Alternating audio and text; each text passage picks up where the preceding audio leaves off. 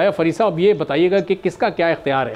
वज़ीर आला केपी के जो बात कर रहे हैं कि मैं गवर्नर हाउस से गवर्नर केपी के को बेदखल कर दूंगा, उनका प्रोटोकॉल रोक दूंगा, उनका पेट्रोल रोक दूंगा, ये सारे इख्तियारात उनके पास कानूनी तौर पर मौजूद हैं। गवर्नर के क्या इख्तियारात हैं और वज़ीर आला के क्या इख्तियारात हैं, ज़रा इस पर आप अपनी एक्सपर्ट ओपिनियन दीजिएगा। देखिए इम्पोर्टेंट बात ये है, मैं आ रहा हूँ आपकी तरफ, बस याया साहब का पॉइंट ले लूँ मैं। जी याया साहब, ठीक। देखें, जैसे हसन साहब ने कहा कि देखें ये एक्शन और रिएक्शन की जो गेम है ये बहुत पुरानी चलती आ रही है, और इस वक्त जिस सिचुएशन में हमारा मुल्क इस वक्त है, उस वक्त ये एक्शन और रिएक्शन से कोई फ़ायदा ना तो सेंट्रल गवर्नमेंट को होना है, ना किसी प्रोविंशियल गवर्नमेंट को होना है, ना गवर्नर को होना है, ना चीफ मिनिस्टर को होना है। ये इख्तियारात की बात नहीं है। कॉन्फ्लिक्ट ऑफ ओपिनियन या पॉलिटिकल डिफरेंसेस सियासत का पार्ट हैं और उसको पार्ट रहना चाहिए, और डेमोक्रेसी की फाउंडेशन ही जो है वो कॉन्फ्लिक्ट ऑफ ओपिनियंस के ऊपर ही बेस्ड है।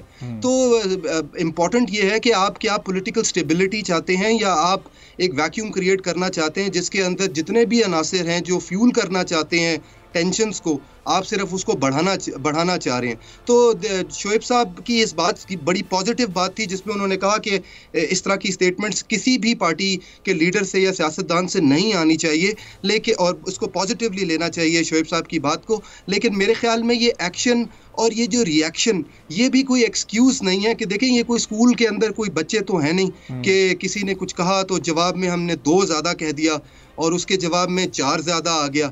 इम्पॉर्टेंट बात, जैसे हसन साहब ने क्या कहा कि क्या सूबे के मसाइल हल होंगे, क्या मुल्क के मसाइल हल होंगे, और सबसे इम्पॉर्टेंट बात यह है कि आप क्या मैसेज कन्वे कर रहे हैं अपनी आवाम को कि ऊपर जो इतने इम्पॉर्टेंट पब्लिक फंक्शनरीज हैं, जो इतनी इम्पॉर्टेंट पावर्स और पोजीशंस पे बैठे हुए हैं, और कितनी बड़ी रिस्पॉन्सिबिलिटी है गवर्नर के ऊपर भी under the law, chief minister के ऊपर भी अंडर द लॉ, लेकिन वहाँ पे ये एक्शन और रिएक्शन की प्रॉब्लम्स जो है वो ही ख़त्म नहीं हो रही। तो इख्तियारात तो दूर की बात है, ये प्रॉब्लम इख्तियारात का नहीं है, ये प्रॉब्लम तो एक डेमोक्रेसी की जो बेसिक प्रिंसिपल्स हैं उनको फॉलो करने का है।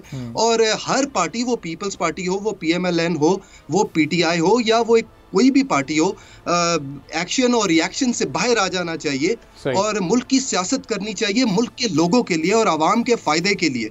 और इस तरह की सियासत आप पिछले 70 साल से करते आए हैं, मुल्क का हाल भी देख लिया। तो now we need to decide where do we want to go ahead from here। क्या हम चीज़ों को रिपीट करना चाहते हैं या हम चीज़ों को बेहतरी की तरफ लेकर आना चाहते हैं। और यही वजह है कि लोगों का ट्रस्ट सियासतदानों से हट जाता है, और फिर जो अनासिर हैं वो फिर इंटरवीन करते हैं, और फिर वो एक साइकिल है जो उसमें हम रेपिटेटिवली फंसे हुए हैं।